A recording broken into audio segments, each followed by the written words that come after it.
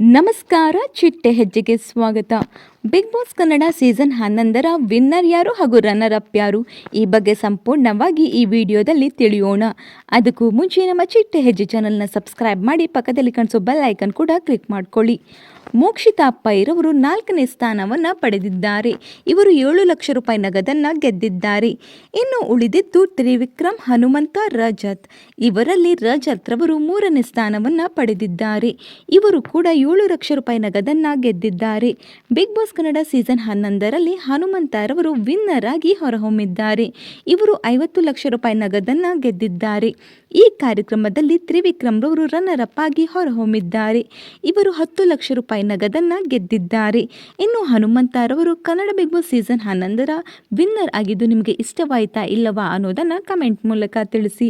ಈ ಒಂದು ವಿಡಿಯೋ ನಿಮಗೆ ಇಷ್ಟವಾಗಿದ್ದರೆ ಲೈಕ್ ಮಾಡಿ, ಶೇರ್ ಮಾಡಿ, ನಮ್ಮ ಚಿಟ್ಟೆ ಹೆಜ್ಜೆ ಚಾನಲ್ನ ಸಬ್ಸ್ಕ್ರೈಬ್ ಮಾಡಿ, ಪಕ್ಕದಲ್ಲಿ ಕಾಣಿಸೋ ಬೆಲ್ ಐಕನ್ ಕೂಡ ಕ್ಲಿಕ್ ಮಾಡ್ಕೊಳ್ಳಿ. Thank you.